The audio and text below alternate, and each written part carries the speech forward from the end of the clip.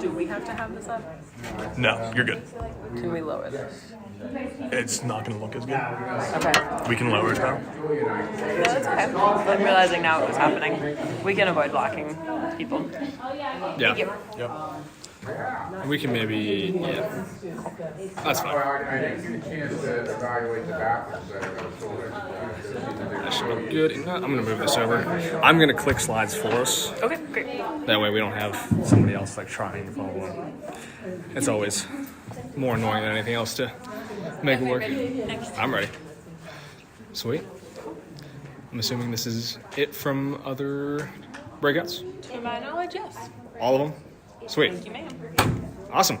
Well, we'll get started with the breakout. Hopefully get out a little before 9. We're starting a little late, so we'll see how long it takes. I don't know. But after some requests from volunteers, we're going to look at phonics today. Phonics is one specific area that we would like to teach with our students, something that they really need to know as we're going along. But before we talk about sort of the details, the nitty-gritty, we're going to have a little activity ourselves. So we have a job to do. We are changing the spelling of certain words. It's just a spelling. The words sound the same. It means the same thing. We're just changing the spelling. So we have 2 words, as you can see. What was once dog, D-O-G, we're now going to spell A-B-C. It's still dog. It still means the animal that is a dog. It's just A-B-C. We also are changing cat. It used to be cat. Now we're going to spell it X-Y-Z. So dog is A-B-C. Cat is X-Y-Z. So A-B-C, what word is this? Dog. Dog. Perfect. Next one, XYZ. What word is this? Cat. Cat. Love it. Go back to it. We have ABC. That is? Dog. One more, XYZ. That is? Cat. Next one, XBA. That is?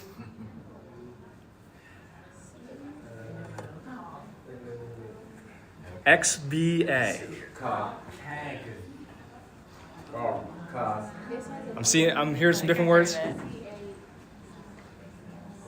XBA would be cod. C-O-D, cod.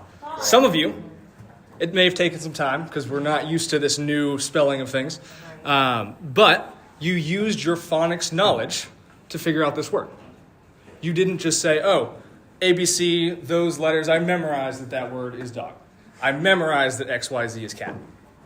You used your knowledge of, okay, this specific letter is first. It makes this sound. I can analyze that this word has these 3 sounds that we've used before to tell you what this new word is, even though we didn't talk about it before. I didn't tell you that XBA is cod, but you used the knowledge from phonics that we just talked about to tell me what this word is. And so that's what we want to do with our students. We don't want them to just memorize what words are. We want them to be able to see what sounds letters make, to then make words following our normal rules of language. And so, Jess, if you'll talk about sort of the 5 components of reading as we go along. Yes, this might be a bit of a throwback to some of you. You might have seen this many, many years ago. These are the 5 components of reading, and they build on each other in natural order.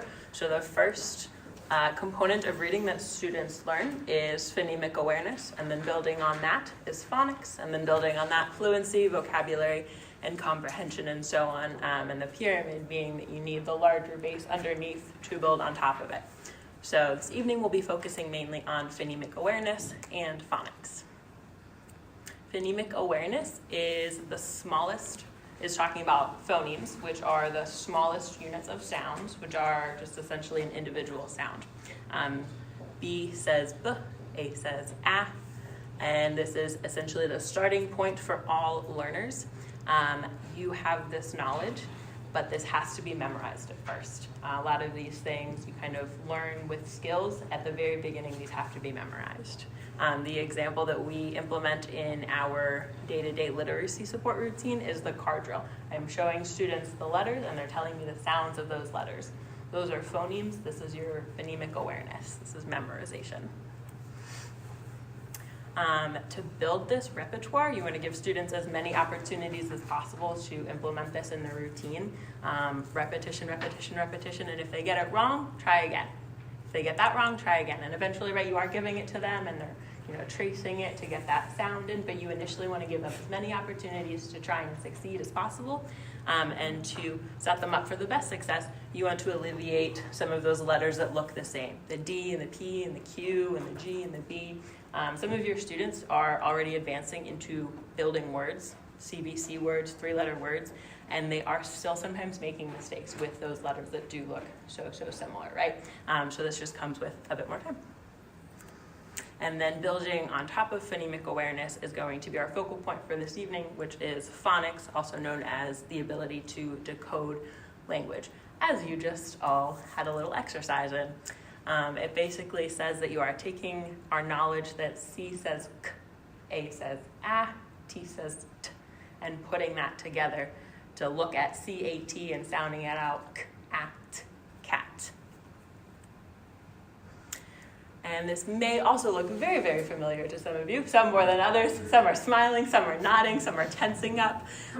This is called our PSI, or our assessment. We do it for Summer Day Camp. We do it for literacy support.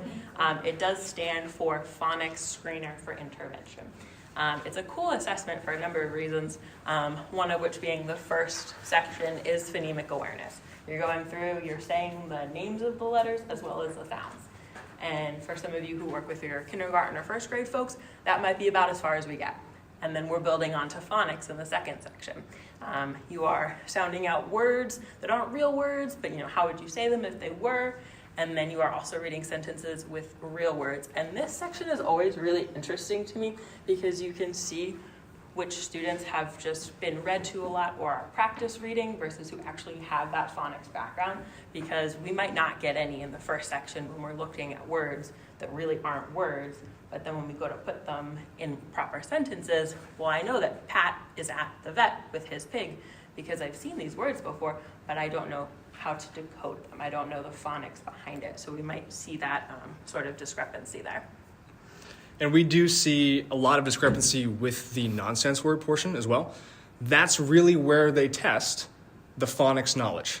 That's where you can see, does this student know how to read words, put the sounds together, that they haven't memorized? And so we've actually been seeing a lot of low scores in that section in particular for a lot of our students, showing that we need to do some more focusing on phonics going forward. There's a lot of reasons why phonics is important. There have been plenty and plenty of studies nationwide about why phonics is important. I like this little story from the 1980s that sort of sums up why it's important. In 1987, California took away all phonics instruction from their public schools. They basically said, hey, we have other things to teach. Let's take this one thing away and keep focusing on other things. That completely backfired because in 1993, of the 40 states participating in the study, California was tied in last place with Louisiana for reading scores. So 40th in the nation, last out of all participating states. Because of this, the National Reading Panel was established by Congress to review about 115,000 studies over the course of about the 20 or so years beforehand that looked at phonics, and there were some that were a little before that as well. But they looked over 115 or so thousand studies, basically to determine, is phonics worth it? Should we be teaching this, or should we really just let it go? What was found is, and this is a quote from their conclusion, systematic and explicit phonics instruction is more effective than non-systematic or no phonics instruction.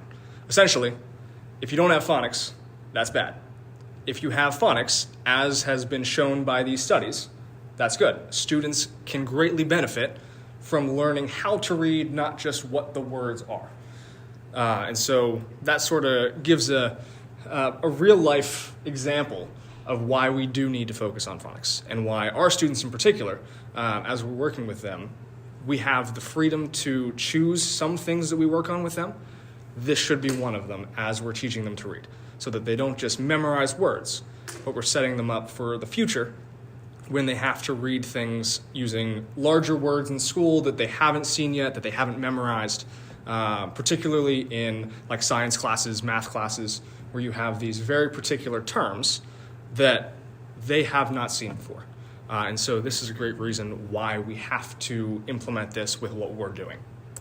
So through this example and through countless other examples, we know that children who receive explicit instruction in phonological awareness become better readers. We know that children who start kindergarten with a strong foundation in phonological awareness just naturally have an advantage in learning how to read. A lot of you work with some of our kindergarten and first grade friends, and you're receiving students who don't have this background yet. So from the bottom of my heart, thank you very much for coming alongside them and helping build this knowledge. It truly does continue to set them on better paths of success and bridge those gaps. We also know that phonological awareness and letter identification skills, meaning just A, B, C, when given visual prompts, are the best predictors of students' success in learning how to read. All this to say and to kind of be summarized by, we know that phonological awareness needs to be explicitly taught. Lots of you are parents or grandparents or have worked with children for a while. Some of you are new and welcome. You might have heard the expression that more is caught than taught. In lots of instances, that comes with behavior and manners and so many countless things. Phonological awareness is not one of them. That needs to be explicitly drilled into them and memorized to build kind of that pyramid that we see going forward. And this is all great knowledge to have, but we also need to know, how do we actually do this? We know that we need phonics, so what should we actually do about it? And you'll see in your handouts, you have these slides, so feel free to take these with you. These are great examples to have on hand as you're working with students. But these are just a couple ideas that I've used throughout my teaching time. For those that don't know, I went to Grove City. I have a degree in elementary and special ed. And so I've been in countless classrooms for hours and hours and hours teaching with some of these things. And so these are some of the things that I like that I've seen have been effective. The first one is the slide. This is a great one to do at the very beginning of teaching phonics. It's super simple. You can do it with 2 letters. We have B-A, F-A, D-A, G-A. But the idea is using the known sounds to make just simple combinations. We're not looking for words yet. We're just looking to see, can you put these 2 sounds together? So you'll put your finger under the B. We'll say B. Slide over, A. Ba. Super simple. But these are foundational skills that we need to practice because, again, they don't know phonics on their own. This is something that has to be explicitly taught. And so we have to practice even these basic skills to get to a good point. Now, these slides can be done with any word that follows the normal rules of language. The problem comes in when we're using words that are not spelled as they sound. Even words as simple as something with a silent E does not work. We could use the word cave. If you're sliding, it's cave. That doesn't work. And so these have to be used with those simple words that follow the rules of language. But again, this is sort of your foundational spot. This is not where we're going to stay forever. And so moving on to the next one are decodable readers. These are great for students who have sort of hit that baseline and are now sort of reading normal words, trying their best to read stories with the words. These stories in particular might have some words that they will not know yet. There's some sight words in there, like the word the word have. Those you may have to read for the students. Again, these are the words that don't follow those normal rules of language. But for the most part, as much as they can, the authors put in words that are easy to sound out. They're at least possible for students to read them if they have that baseline phonics knowledge. And so absolutely feel free to read those words that they cannot sound out. Some students may be at the point they know some of their sight words and they can read the word the word have. But if they get stuck on some of those words, that's not a problem as far as phonics is concerned. So just be aware that that might happen, but these are great resources to have as you're sort of at that next step where they can sound out a lot of words and read passages with them. Another example that we like to use, it sort of is in the same boat as your decodable readers, is Elkonin boxes. These are the exact boxes that this term refers to. There was a guy named Elkonin who started this, where you have the 3 boxes, you have the 3 dots under the boxes, which you can point to for each sound, same idea as the slide, and then use different letters to show the sounds in the word. I could say, for this example, show me W in the green box. Put the W in. Show me E in the yellow box. E. And show me T in the red box. Put the T. And then they can slide the word wet. Again, this only works for the rules of language followed. If they're not followed, we run into problems. Using our example of cave, if I'm sounding out cave, k-a-v, I'm missing that silent E. That's definitely something you can introduce later on. I personally don't like to do that with this. The Elkonin boxes were designed to be able to add those extra letters in. Personally, I think that gets a little confusing for students. But in the initial run-through, for your basic words that follow those rules of language, this can be very helpful.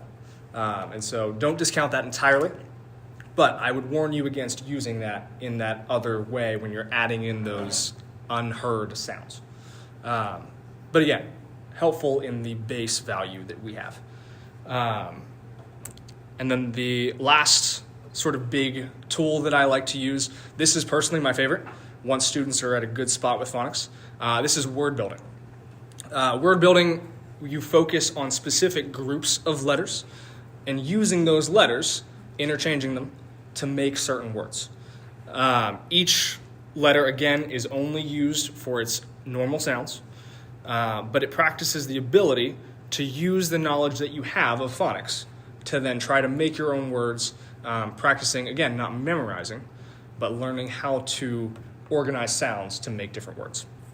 And I actually want to show a little bit more on this. This is taken directly from what we use at Mora. So Chad and Heidi have gotten a couple weeks of use with this. This is the worksheet, the guide for the teacher. You follow one column a day, and then you'll use either magnet tiles, you can use a whiteboard, but focusing on those particular letters. So if you look at column A1, short A, the letters under that are the letters that we're going to use for the day. So we're only using M-A-D-S-T-P. We're not using any other letter. It's not overwhelming for students. It's only 6. That's it. But we'll take a look at our 10 or so words in that list. Going down the list, we're going to ask students to change the letter. So for the first example, we start with mad. They will spell out the word mad. I'll say, change the M to an S. And if they have a whiteboard, they'll erase the M, write in the S. If they're using magnet tiles, they'll flip them around, replace them. And then we'll go down the list that entire way.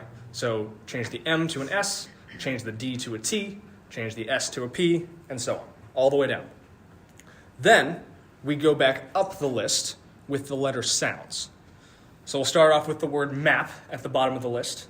Now, change to T, and we'll go back up to tap. Change T to S, go back up to sap. And we'll go all the way up with that list. That's a great way to very quickly practice, do you know your letter names? Do you know your letter sounds? And switching it up and reading the words as we go. Key thing to note, don't just have them change the letters, have them change them and then tell you the word. That way they're still reading the word as well, they're practicing putting those sounds together. On the bottom as well, we have a couple sentences. These are helpful for some students. Others are not at that spot yet, even if they're doing the columns. What you'll do with the sentences is you'll read them out loud a couple times. Then the students will write from memory what they heard. For some students, they can do that in one try. I've had that where a couple students, they hear it once, They're perfect in writing that sentence. They're good to go. Other students might need 5 or 6 tries. But in all of these sentences, you read it to them, you don't show them, and they try to write out those words from memory. If a student is struggling to write those sentences after a number of read-throughs, I like to just go one word at a time. Can. Let's stop there. Let's write the word can. A. Super simple. Let's write the word A. Rat. Let's write the word rat. And go through that way as well. But ideally, those sentences can just be read once, and they write it. You'll see at the bottom as well, if a student can't read the certain words in these columns, we need to go back to the last one that focuses on the step before. If students are not yet at A1, this is the very first one, we probably need to do some of those more basic things first. We need to go through the slide. We need to make sure that the student knows which sounds go with which letters. But for A1 in particular, if they're there, let's go through it. Word building goes through all different short vowels. It goes through digraphs, your SH, CH. It goes through blends, your BL. And so you'll see a lot of different things. So these quick checks are important once you get farther along. With your short vowels, generally they're at the point they can do that. But as you hit the later stages, then you can maybe stop, maybe look over your SH if needed, whatever that looks like. But as we're going along, this is a great tool to check that and see where we're at with students. Any questions about word building or any other techniques? Josh? Can you like mix it up as you're going through instead of just doing the letter the first time, doing like letter and sound through it? I don't recommend it only because the student then learns the pattern of, these are the directions step 1, these are the directions step 2. You could, by all means, do that. It would be effective. In terms of behavior management, keep the same exact directions the whole time so students know what to expect. But yes, it is effective still doing that. There is a different section that we tend to do in our structure of literacy support where if I say say mat. Say mat, but don't say Act. So then you're changing sounds around that way, and that's an auditory thing. But yeah, that's a good question. Yeah. Julia. So let's say we have some middle school students who don't necessarily know phonics super well. Are you able to take something basic like this and how do you apply it to a point where it's age appropriate but not making them feel dumb, encouraging them? So how would you apply that to maybe an age where it's not 5? Yeah. That's where the assessments definitely help to get to that starting point. For a middle schooler who still struggles even with their sounds, let's start at the slide. Let's make sure you know all of your sounds, and then maybe go into word building. They're still even learning that process. For students that are beyond that, they can tell you sounds, they can tell you some bigger words, things like that. I would still start with word building. You might be able to just push it back a couple lessons. So instead of doing short A, CVC, push it back to digraphs. Some trickier words that would then, not make them feel belittled in any way, but still practicing a different skill. That's how I would word it anyway, is even if these words themselves are easy for you, we're not practicing the words. I know you know the words. We're practicing this new skill of rearranging letters, making sounds work in different ways. And so this is something new that we haven't talked about, not do you know this word. Sort of playing into, I know you know at least part of this, but we're going to try something new. Yeah. Good question. Well, one of the things I do in tutoring center is they always want to do the spelling homework, right? So I pull it out and I grab the sheet and I see how good they can just spell the word. And a lot of the compound words are just breakdowns of, padlock. Okay? Can you spell the word padlock? And you just try to see where they are in understanding it. The other thing that I always try to do is make sure they understand the meaning of the words. So sometimes you can make it still interesting because they're learning something about the word, but you're subtly bringing the phonics back into it. But I absolutely agree, you have to be careful not to bore them or insult their intelligence. Mm-hmm. And with that too, we saw the pyramid of the language components in order. You can absolutely build like that. Even with older kids, sounding out words, practicing sounding out their spelling words, if possible. Again, they have to follow those rules of language. But if they do, that's a great way to just practice it in the moment. That's a great way to incorporate different components during the same activity. It's still a way to practice for all the different components as we're going along. So that is a great way to keep things going. Yeah. Yes? I think sometimes if you ask what they're interested in, say they're a kid, they're a guy, he likes sports, and if there's a certain kind of sport, you can make your, whatever your, the words that go together somehow be a part of their sport. I mean, I remember how one kid loved football, so I made a sheet and every was at like 10 yards. So if they got the word combination correctly or the sight word correctly, they advanced 10 yards. So they started on the 50-yard, okay. And then it's, okay, they made the touchdown. So then it was, do you want to go for 1 point or 2? And a 1 point would be something that was, just a typical word. But the 2 would be something they missed. So see if they had remembered what it was. And it just became a little bit more fun because this kid loved football. Or we read stories about football players and pointing out words that they would know. It just kind of helped to integrate what they already loved to say, if when you learn how to read, this is what you can read yourself. I mean, it could be flowers or art or, animals, anything that the kids are really crazy about. And then that integrates what they already love and it gives them a motivation to learn how to read. Mm-hmm. Yeah, absolutely. I'm a big proponent of, as long as the correct curriculum is being taught, Right. be creative in how you teach it. Right. And so as long as our words are following those rules of language, Right. as long as they are still learning in a way that is research-based, switch it up. Teach it through football. Teach it through dance. Teach it however the kid is most receptive.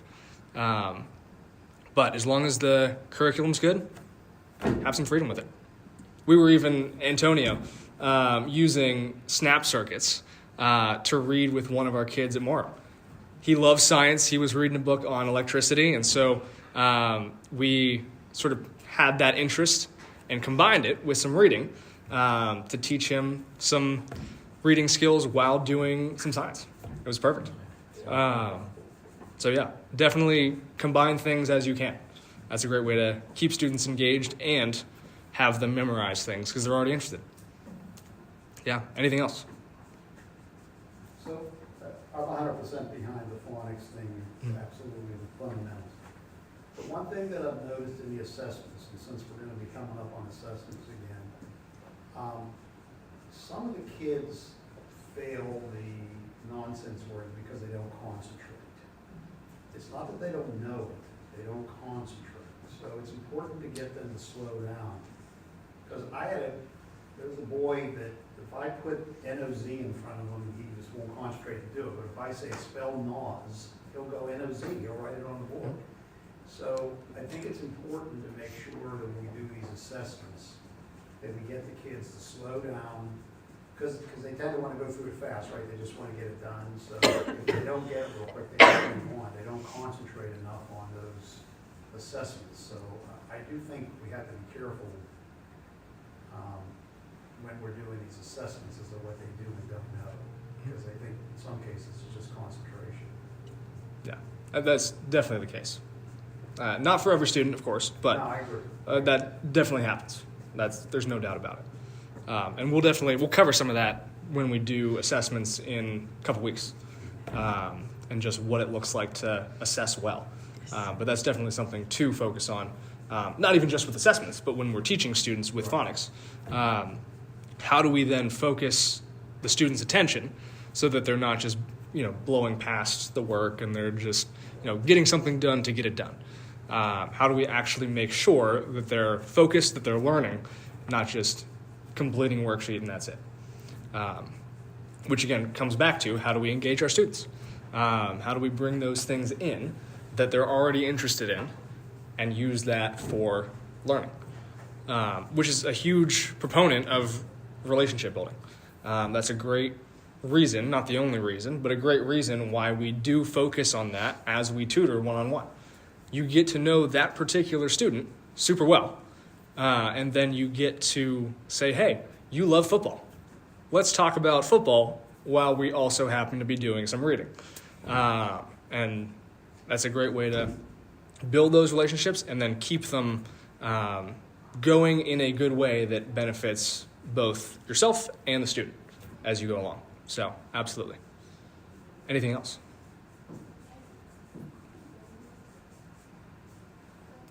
I was just going to speak into what Dave was saying. One of the things that even whenever I was helping with book support is giving the kids small breaks after each section. Something as small as, I'll tell them whenever we're doing the assessments, like for the first graders, second graders, we're going to do these 10 words and then read 2 sentences. After we finish the 10 words, I want you to take 3 deep breaths, and then we're going to do 2 sentences. And that just kind of gives them a small break and just gives them a chance to reset and then go with it. Some kids don't like doing the breath, other kids it's like, we're going to do 30 seconds of doodling after each section, just to give them that small break so it's not just like a rush through, but then also their mind resets. So learning how to read, they're so small and everything's very overwhelming. It's a lot like all at once, so for sure.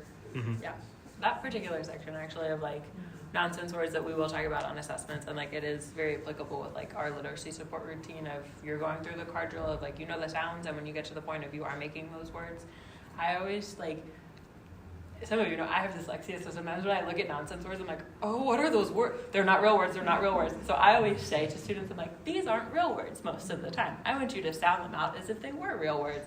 And sometimes we get real words. It's like, oh, that's really cool.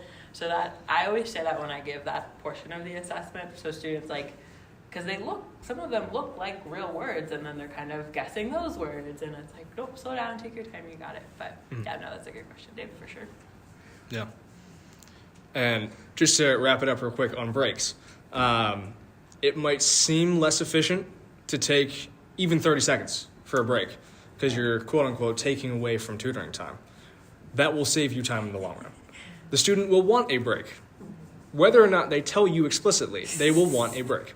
And so that might end up being the last 5 minutes turning into pouting and refusing to do work because they're just done. And so those breaks are absolutely key in any tutoring environment, whatever it may look like. So absolutely take even quick breaks. That helps a ton. But in all phonics instruction, the key is just practice. Give them as many possible responses as you can. Again, correct them as needed.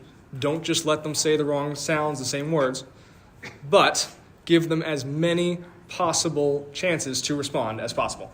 That's how you move information from the working part of your brain as you're doing things short term into your long-term memory. And so give them as many correct response opportunities as you can. But that sort of is the gist of phonics. Any last minute questions before we wrap up? Great. Thank you all very, very much for your time. We appreciate you being here tonight, and we appreciate your dedication every single solitary morning and evening of any given work week. Can I pray for you all before we leave? Lord, we just thank you so much for who you are, God. We just thank you for the work that you have called us each to do. I thank you for everyone here in this room this evening, Lord, and those who couldn't be here, God. And I just thank you for the call on their lives that you have placed to just love your students, to love your children, Lord, and to just play a small role in just their learning, whether it's reading, math, or to just how to grow up to love and to serve you as well, Lord. I just ask for safe travels for everyone the rest of this evening, Lord. And God, we love you and we thank you for loving us first. For these things in your Son, Jesus' name. Amen. Amen. Thank you all very, very much. Great job. Thank you, ma'am.